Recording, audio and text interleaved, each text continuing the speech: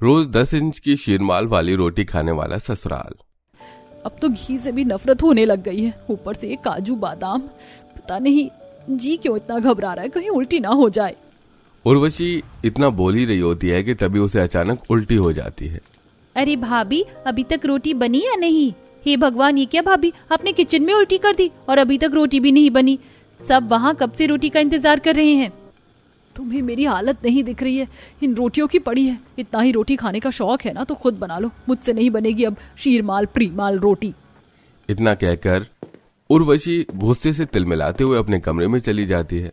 आखिर क्यों उर्वशी अपने ससुराल में शीरमाल रोटी बनाते हुए इस कदर परेशान हो रही थी और क्या कारण था कि उर्वशी को शीरमाल रोटियां बनानी पड़ रही थी। आइए इसे जानने के लिए कहानी में थोड़ा पीछे चलते हैं। मजा आ गया नई बहू के हाथ का नाश्ता करके। आहा, क्या पोहा बनाया है बहू ने। हाँ भाभी, और ये गोभी के पराठे भी काफी अच्छे बने हैं। आप लोग दोपहर के खाने में क्या खाएंगे ये बता दीजिए, मैं उसकी अभी से ही तैयारी कर देती हूँ। बहू जो बनाना है बना ले, एक काम कर मटर मशरूम शाही पनीर पुलाव बना ले। वैसे तुझे शीरमाल रोटी बनानी आती है क्या? ये वही रोटी है ना जो मैदे से बनती है और उसके ऊपर ढेर सारे काजू बादाम होते हैं और ये पूरी घी से लथपथ हुई होती है? हाँ भाभी, पता है जब हम कुछ दिनों पहले बाहर टूर पर गए थे तब हमने यही रोटी खाई थी, बहुत यमी थी। क्या आप ये रोटी बना दोगी?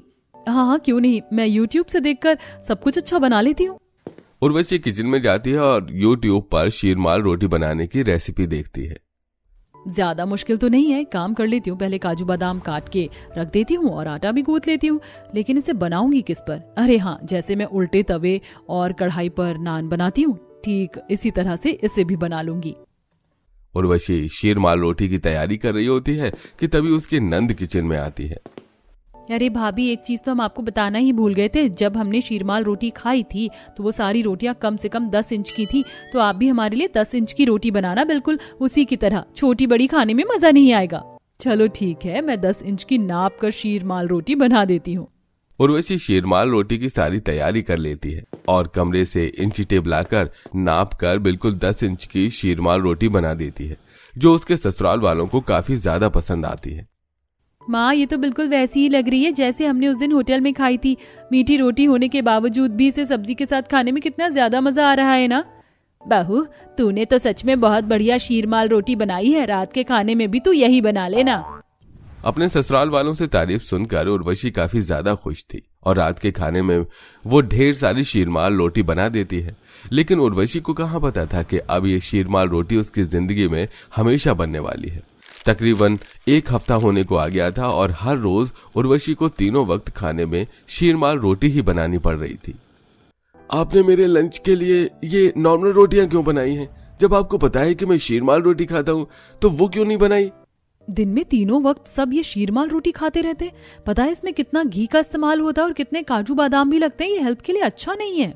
भाभी, ये कैसी बातें कर रही हैं? ये खाने से सेहत बनती है और काजू बादाम खाने से ताकत बढ़ती है। आप जाकर मेरे लिए जल्दी से शीरमाल रोटी बनाइए। कुछ दिनों पहले तक जहां उर्वशी अपने ससुराल वालों के लिए शीरमाल रोटी बनाकर काफी खुश थी, वहीं अब उसके लिए यह रोज रोज शीरमाल रोटी बनाना, वो भी 10 इंच की, काफी ज्यादा मुश्किल था। ये क्या भाभी, आप रोटी बना रही हैं या कपड़े काट रही हैं? इंची टेप से भला रोटी कौन नापता है? रोज रोज शीरमाल रोटी भी कौन खाता है? एक तो तुम लोगों को तीनों वक्त खाने में शीरमाल रोटी ही चाहिए, वो भी छोटी बड़ी नहीं, बिल्कुल 10 इंच की। अब मेरा हाथ है, कोई स्केल थोड़ी ना है जो अपने आप नाप कर बना लूंगी। इंची टेप की ये स्केल की तो जरूरत पड़ेगी ना। पूजा और वशी रोज रोज शीरमाल रोटी बनाकर परेशान थी, तो वहीं उसके ससुराल वालों को तो बस तीनों वक्त खाने में शीरमाल रोटी ही चाहिए थी। रोज तीनों वक्त इतना घी और काजू बादाम खा खाकर किसी का वजन बढ़ गया था, तो किसी के मुंह पर ढेर सारे पिंपल निकल आए थे, तो किसी को दस्त लग चुके थे। जी सुनते हो, आजकल मैं कुछ ज्यादा मोटी नहीं हो गई हूँ, कोई भी ब्लाउज फिट नहीं आ रहा है। तुम्हें मोटी की पड़ी है। सुबह से मेरा पेट खराब हो रहा है। 8 चक्कर लगा चुका हूँ बाथरूम के, न जाने क्या खा लिया मैंने ऐसा। माँ देखो ना, मेरे चेहरे पर कितने सारे पिंपल निकल आए हैं। मैं तो इतना कुछ गरम खाती भी नहीं हूँ। अगले महीने मुझे एनुअल फंक्शन में जाना है, जब तक पिंपल ठीक होंगे भी या नहीं। रोज रोज मैदे की घी में लिपटी हुई काजू बादाम की इतनी ऑयली और गरम शीरमाल रोटी खाओगी तो पिंपल नहीं आएंगे तो क्या आएंगे? इतना घी और काजू बादाम खाएंगे तो वजन तो बढ़ेगा ही, लेकिन इन्हें कौन समझाए। ऐसे ही कई दिन गुजर जाते हैं, लेकिन उर्वशी के ससुराल वालों का हर रोज शीरमाल रोटी खाने का भूत नहीं उतरता। हे भगवान, जितना सोचा था उससे कहीं ज्यादा मेरा वजन बढ़ चुका है। क्या हुआ अनुज, किसका वजन बढ़ गया है? पापा, घर खर्च का बजट बढ़ गया है। ये देखिए, कहाँ पहले पूरे महीने का खर्चा 15 से 20 हजार निकल जाता था और अब 30 से 35 हजार रुपए लग रहे हैं। वो तो लगेंगे ही ना। आप सभी को रोज रोज शीरमाल रोटी खानी है। एक रोटी की कीमत 100 से 200 रुपए से कम की नहीं होती। ऊपर से उसमें लगने वाला घी, काजू बादाम, इनकी भी तो कितनी ज्यादा कीमत होती है। बजट नहीं बढ़ेगा तो क्या बढ़ेगा?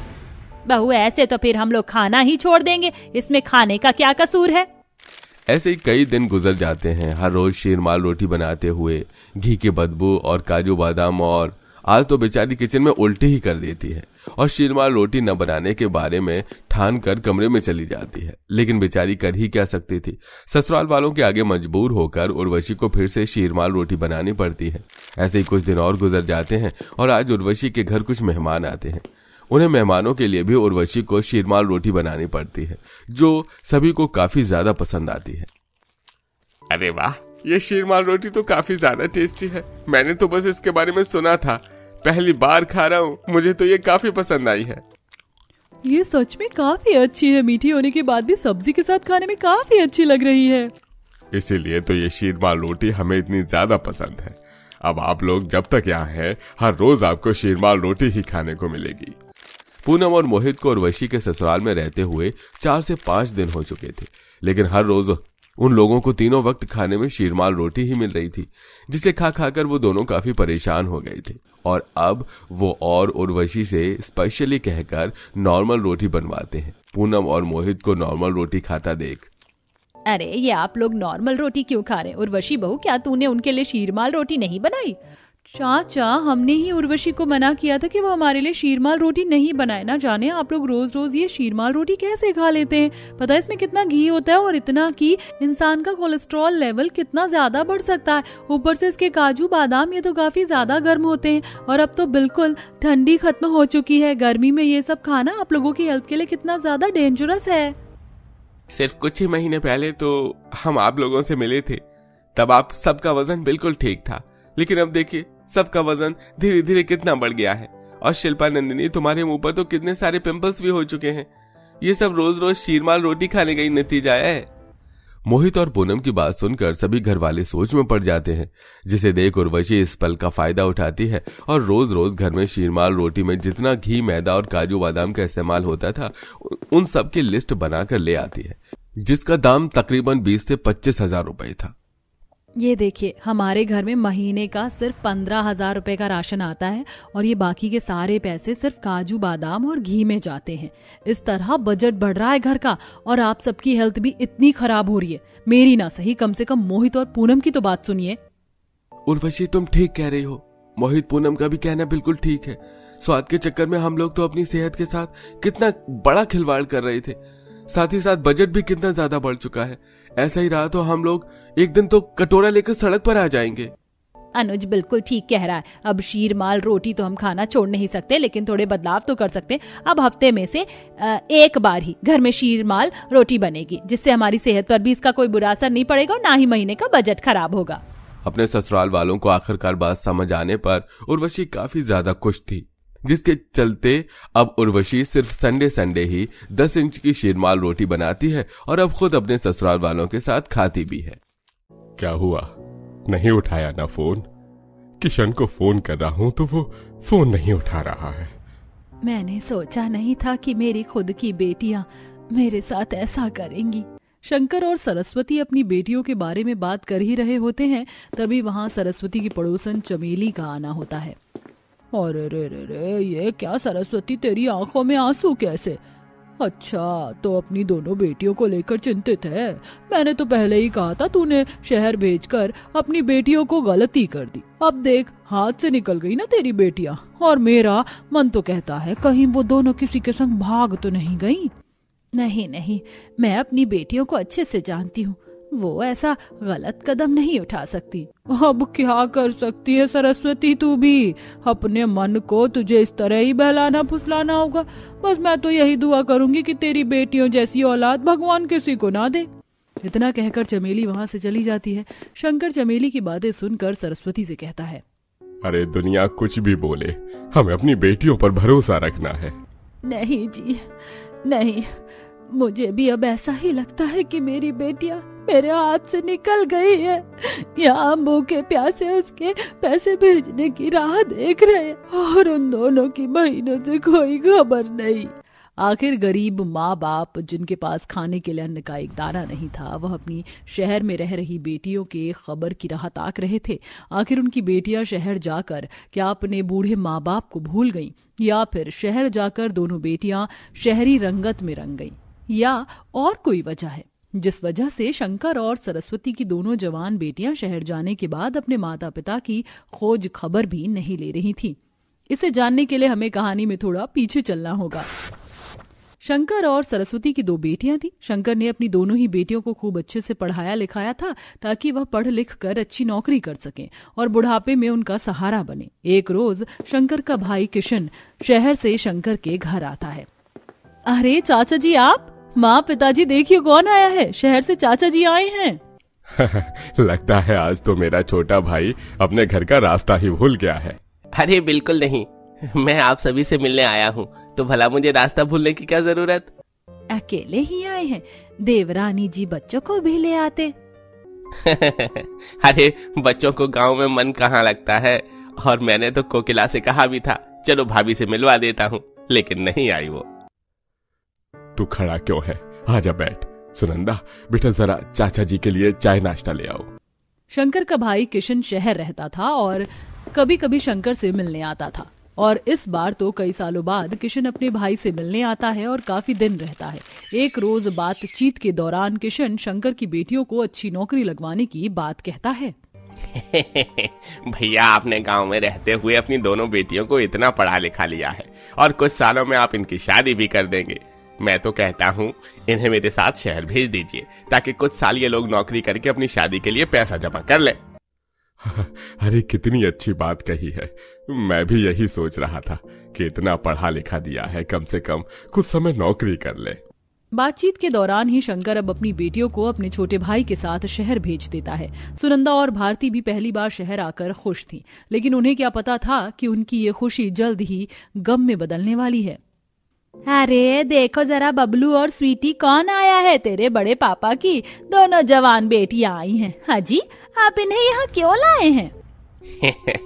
भैया ने दोनों को खूब अच्छा पढ़ाया लिखाया है, अभी दोनों यहाँ रहकर नौकरी करेंगी। अरे नौकरी करेंगी उसकी जरूरत नहीं है, वैसे भी घर में बहुत काम होता है और बबलू स्वीटी के एग्जाम चल रहे हैं, इसीलिए ये दोनों घर का काम संभाल लेंगी। सुनंदा और भारती को ये उम्मीद नहीं थी कि शहर जाकर वह अपनी चाची का अत्याचार झेलने वाली हैं, और चाची के आगे चाचा की भी नहीं चलती थी, जिस वजह से सुनंदा और भारती जो शहर में काम करने का सपना लेकर आई थी वो अब घर में नौकरानी बनकर रह जाती हैं।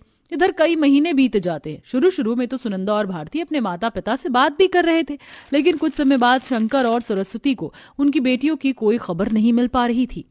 क्या हुआ, कुछ पता नहीं चला? कोकिला से बात हुई थी, वह कह रही थी सुनंदा और भारती उन्हें बिना बताए कहीं चले गए हैं और कोकिला के मुताबिक उन्हें कोई अच्छा काम मिल गया है। कहीं हमने गलती तो नहीं कर दी अपनी बेटियों को शहर भेजकर? यहाँ हम दाने दाने को मोहताज हो रहे हैं और वहाँ दोनों को इस बात की भी फिक्र नहीं है कि वो हमसे खोज खबर ले ले कि उनके बूढ़े माँ बाप कैसे हैं। धीरे धीरे ये खबर गांव में भी फैल जाती है कि शंकर और सरस्वती की बेटी जो शहर अपने चाचा के घर गई थी, अब वह अपने चाचा के घर से कहीं चली गई हैं। इधर रिश्तेदार आस पड़ोस वाले शंकर और सरस्वती को उनकी जवान बेटियों को शहर भेजने पर ताना दे रहे थे।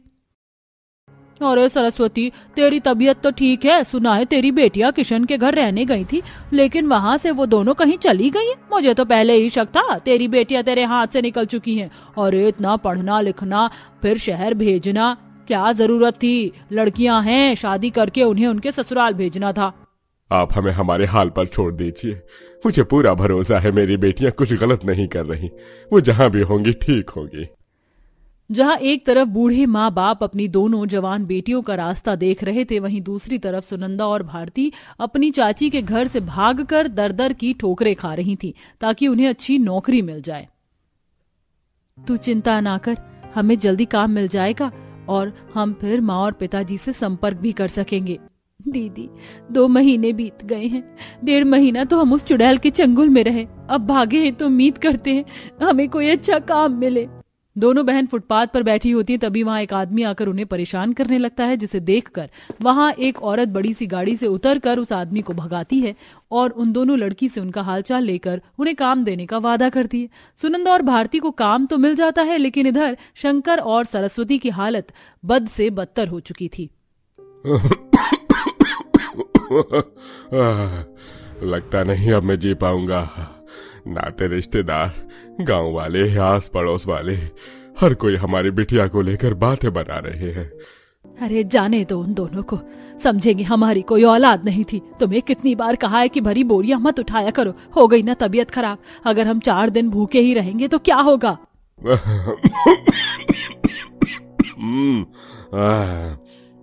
अरे वही होगा जो तुम सोच भी नहीं सकती। अरे जान जाएगी हमारी। शंकर और सरस्वती कई महीनों से कई दिन भूखे रहकर गुजारा कर रहे थे। उनके पास दवा तक के पैसे नहीं थे। उन्हें कोई खाना दे देता तो उसी से वह गुजर बसर कर लेते। कभी शंकर थोड़ी बहुत मेहनत करके पैसे कमा लेता तो उससे राशन आ जाया करता। अब धीरे धीरे 5 महीने बीत जाते हैं। शंकर और सरस्वती अपनी बेटियों के लौटने का आस भी छोड़ चुके थे, लेकिन एक रोज बड़ी सी गाड़ी से महंगे कपड़ों में 2 लड़कियां उतरती हैं और गाड़ी से ढेर सारा सामान उतारा जाता है। देखो जरा बाहर कौन आया है। अरे ये तो अपनी सुनंदा और भारती हैं। अजी देखिए शहर से कितना सारा सामान लेकर आई हैं। आ गई ना हमारी बेटियां। अरे मैंने कहा था ना, हमारा दिया हुआ संस्कार हमें अपमानित नहीं कर सकता। अरे बाप रे, सुनंदा और भारती को देखकर तो मैं 1 मिनट को सोचने लगी कि आखिर हमारे गांव में कोई अधिकारी आया है। चलो अच्छा है काकी, कम से कम आपने हमें इतनी इज्जत तो दी। सरस्वती और शंकर जब अपनी बेटियों को देखते हैं तो वो हैरान रह जाते हैं। उनकी बेटियां गाड़ियों में से घर का राशन सामान सब उतरवा रही थीं, तो शंकर की आंखों में आंसू आ जाते हैं। कल तक खाने के लिए घर में कुछ नहीं था, और जब मेरी दोनों बेटियां घर की लक्ष्मी घर लौट कर आई हैं, तो देखो जरा अपने साथ कितना कुछ लेकर आई हैं। सचमुच सुनंदा और भारती अपने साथ इतना राशन लेकर आई जितना पूरे गांव में भी बांट दिया जाए तो कम नहीं पड़ेगा। कल तक जो बूढ़े माता पिता अपनी बेटियों के शहर जाने के बाद उनकी राह देखते देखते थक चुके थे और आस भी छोड़ चुके थे कि उनकी बेटियां वापस आएंगी, वह माँ बाप आज खुशी से अपने नाते रिश्तेदार और गांव वालों के सामने सर ऊंचा करके अपनी बेटियों के बारे में सभी को बता रहे थे, जो शहर में अच्छा खासा कमाने लगी थी और कुछ दिनों के लिए ही गांव में रहने को आई थी, लेकिन अपने माता पिता के लिए महीने भर का राशन साथ लाई थी ताकि उनके माता पिता को उनके ना रहते कोई दिक्कत ना हो।